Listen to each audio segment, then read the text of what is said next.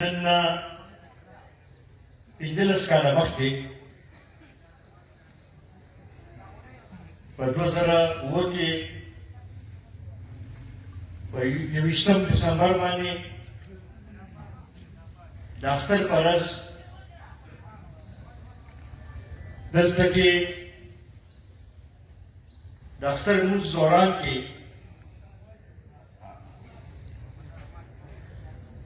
یو خودکش دھماکه شوی و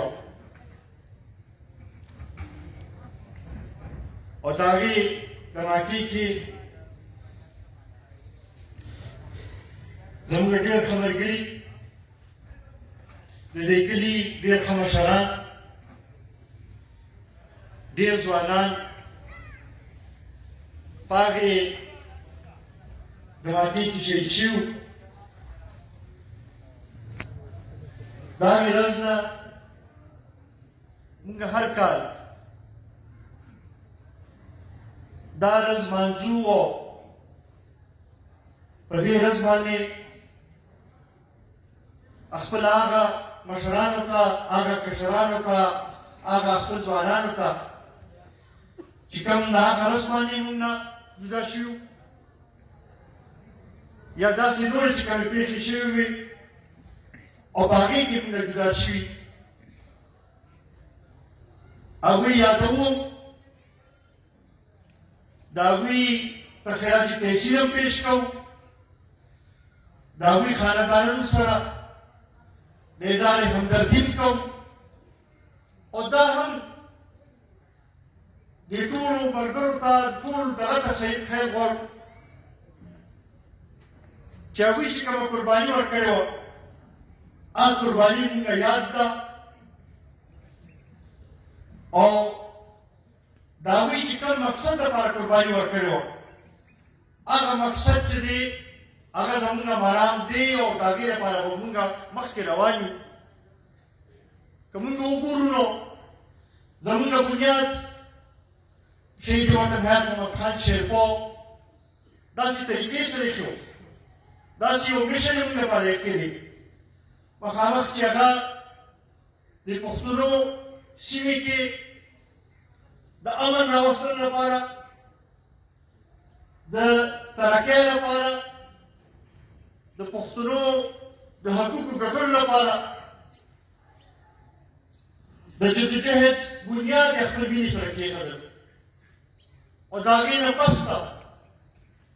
زموږ ډېرو ملګرو په هغې لارې کې د هغه نقش قدم باندې قدم ایښی دي او قربانۍ ورکړي دي نن بدقسمتۍ لکه موږ وګورو چې 15 کاله پس ته امن ډېر مشکل سره قایم شوی خو بیا داسې پېښې کېږي لګیا دي پرون نابله ورځ په بلو کې چې کوم واقعات وشو د هغې نه علاوه نور داسې واقعات چې کوم کېږي لګیا دي دې ته موږ ډېر د تشویش نظر سره ګورو او موږ ته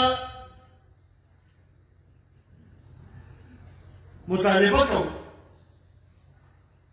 هم د مرکزي حکومت نه او هم د صوبایي حکومت نه چې دا یو اهم مسله ده دې طرف ته توجه ورکول ضرورت دی په دې وخت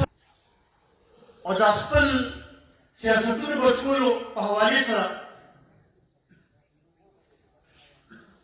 کوم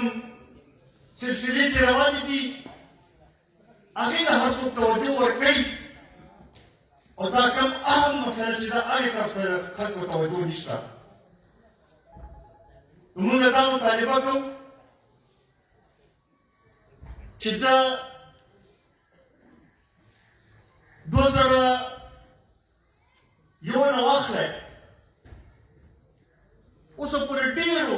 پښتنو ډېرې قربانۍ ورکړې موږ نه غواړو چې د هغوی چې کومه قرباني ورکړې ده کومه هغوی خپل وینې قرباني ورکړې چې هغه ځای لاړ شي. دې مسئلې طرف ته پکار دي چې ټول دې طرف ته توجه ورکړي. بیا ورسره خصوصا موږ د خپل په دې موقع باندې کوم زموږ چې د law enforcing agencies کوم شهیدان چې دي، کومې قربانۍ چې هغوی ورکړي دي، کوم چې زموږ د پولیسو قربانۍ ورکړي دي، هغې ته خیراتي پیسې نه پېښ کوو. هغوی ته دا وایو چې زموږ همدردۍ د هغوی سره دي، زموږ ټول هر څه هغوی سره مشترک دي. او هغوی چې دا کم بادرۍ سره او کم دغه سره په دې حالاتو کې یو کردار ادا کوي لګیا دي،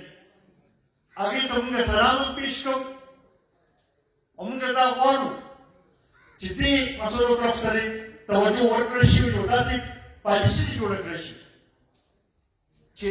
امن قایم پاتې شي. ځکه چې امن وي نو سیاست به وي، امن وي نو ملک به وي، امن وي نو معیشت به ټیک کېږي، امن وي نو ترقي به راځي. دې حوالې سره پکار ده چې دې طرف ته توجه ورکړل شي. زه د مشر استاد په منځ کې ډېر نه حیل کېدل غواړم. د ټولو ملګرو نن چې دلته کې راغلي دي، ټول مشرانو، د هغوی ډېر زیات مشکور یم. تاسو چې په هره موقع باندې کم طریقې سره د پارټۍ پروګرام مخکې بوتلی دي، کم ثابت قدمۍ سره چې تاسو خپل یو کردار ادا کړی دی، هغې ته موږ سلام پېښ کوو. او انشاءالله دا تمه لرمه چې څنګه چې زموږ شهیدانو یو